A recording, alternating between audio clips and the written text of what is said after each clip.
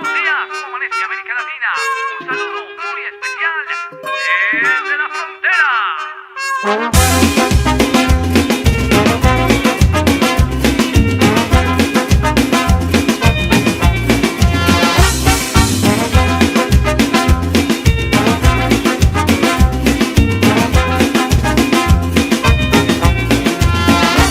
Porque no somos el patio de atrás de ninguna potencia mundial, porque no somos el patio de atrás de ninguna potencia mundial, porque no somos el patio de atrás de ninguna potencia mundial, porque el patio de atrás de ninguna potencia mundial. Latinoamérica, Latinoamérica, Latinoamérica, libre. Bueno, buenas tardes, estamos con Angélica Ortiz, politóloga con maestría en Ciencias Sociales y con una tesis en Movimientos Sociales.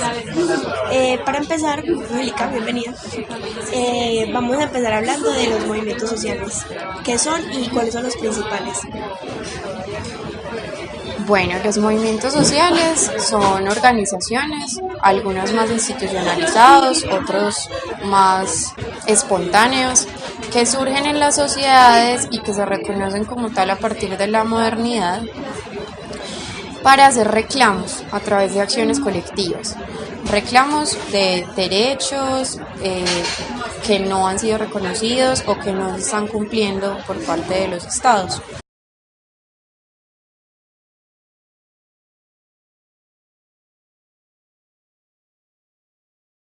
Entonces los movimientos sociales generalmente se caracterizan gremialmente, ¿cierto? Como según esos reclamos hacia qué están dirigidos o según su conformación. Entonces uno puede hablar del movimiento sindical, el movimiento de mujeres, el movimiento campesino, el movimiento de moradores o de pobladores urbanos, el movimiento de reclamantes de tierra, por ejemplo, y así sucesivamente.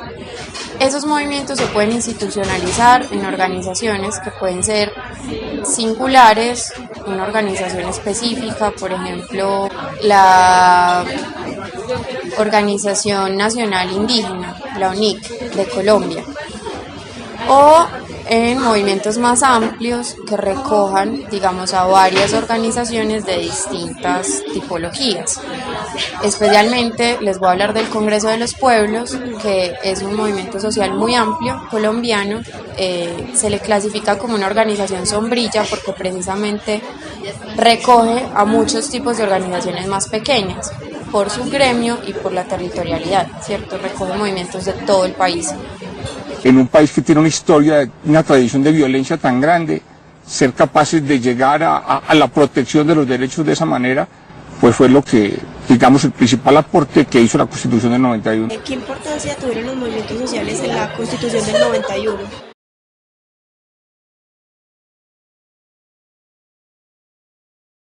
En el derecho constitucional se habla de que una constitución es la suma de los factores reales de poder de un país. Cuando uno habla de factores reales de poder, son esos que componen no la política en lo formal, sino la política en lo real, ¿cierto? Son todos los grupos que dentro de un país tengan poder. En Colombia yo creo que el pueblo recobra la capacidad de poder si se organiza en términos civiles. Antes de la Constitución de 1991 teníamos la Constitución de 1886 y esa Constitución ya no daba cuenta de la distribución de las fuerzas con esos factores reales de poder. Y en especial se habían quedado muchos por fuera, que había dado pie, digamos, al surgimiento de muchos grupos armados de las guerrillas, como consecuencia pues del Frente Nacional y de la gran exclusión política que tenían estos grupos en la vida social, política, económica del país. Fila del país para rectificar el rumbo de la nación colombiana y vamos a vencer. Rendimos homenaje a los hombres que hicieron posible que estas armas... Estas guerrillas, además de movimientos sociales pues que no estaban armados pero que eran igualmente importantes, comenzaron a hacer como negociaciones con el gobierno. Las guerrillas por una parte tenían como un frente común que se llamaba, no me acuerdo si era el Frente, creo que sí, Simón Bolívar. Ellos tenían una casa donde negociaban con el gobierno, se llamaba Casa Verde, donde negociaban todo. Era el santuario de la guerrilla, era el sitio donde se consideraba estaban escondidos los miembros del secretariado. Un poco lo que, como terminó esta negociación, es que ellos acordaron con el gobierno que se iba a llevar a cabo la Asamblea Nacional Constituyente y que al verse recogidos en esa asamblea se iban a desmovilizar.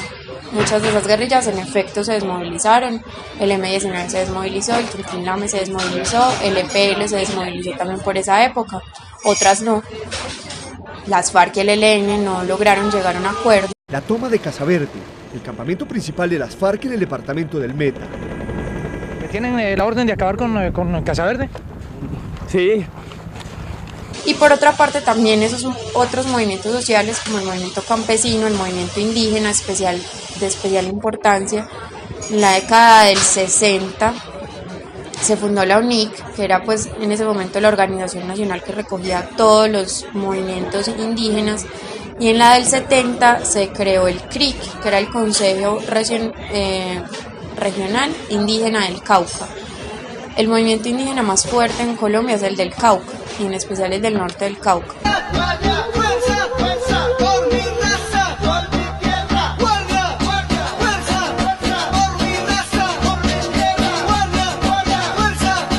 Tanto la UNIC como el CRIC pues tenían mesas de negociaciones con el gobierno, y cuando se hizo la elección de la Asamblea Nacional Constituyente tuvieron 2 curules, que además se sumaron a las curules que tenían los del Quintín Lame, recién desmovilizados, pero que también tenían esa vocación indígena. Ellos tuvieron un papel muy importante en la Constitución del 91 porque lograron ser reconocidos pues como una etnia y que eso les trajera algunos privilegios que no tenían hasta ahora, como tener territorios propios. Se creó la figura de los resguardos indígenas, tener una jurisdicción propia, que es la Jurisdicción Especial Indígena, que no responde a los mismos procedimientos de la justicia tradicional, tener unos presupuestos, unas partidas presupuestales especiales para sus territorios, y un poco las negritudes con menor fuerza, porque no venían pues respaldadas por movimientos guerrilleros desmovilizados o movimientos sociales fuertes, lograron ese mismo reconocimiento. Luego con los años se fortaleció el movimiento de negritudes en el país y se formaron consejos territoriales de negros. No hubiera sido posible tener, digamos, la configuración del Estado actual como democracia participativa, como Estado social de derecho, si no hubieran estado, digamos, ahí como en pie de lucha esos movimientos sociales que para esa época eran muy fuertes. También el movimiento estudiantil tuvo una gran relevancia pues en la Constitución del 91, porque fue un grupo de estudiantes de universidades públicas y privadas. Varios de esos estudiantes ahora son figuras públicas.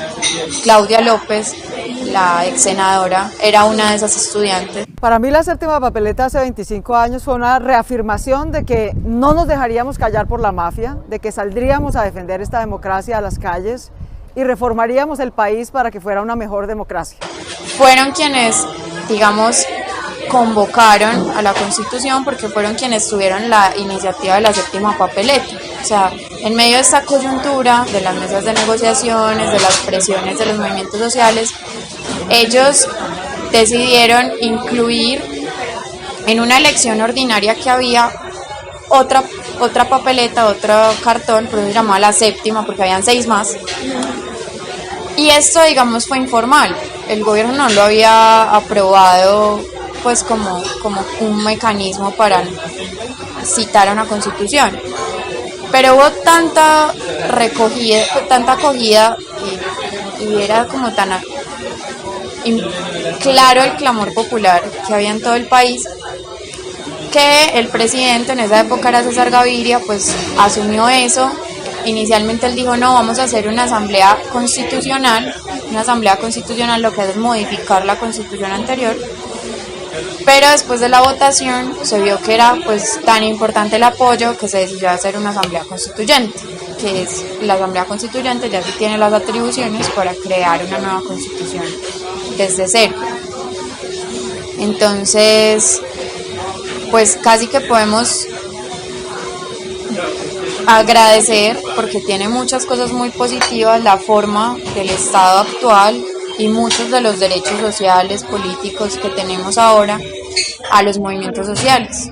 ¿Qué significa ser latino? Y él me dijo, Patiño, estas cosas no las debería decir un niño. Y me quedé pensando, me quedé meditando, me quedé analizando que cuando nos habían robado el sol, si guardaron mi bandera en el desván de una puta ramera que se cree mi madre, pero no lo es.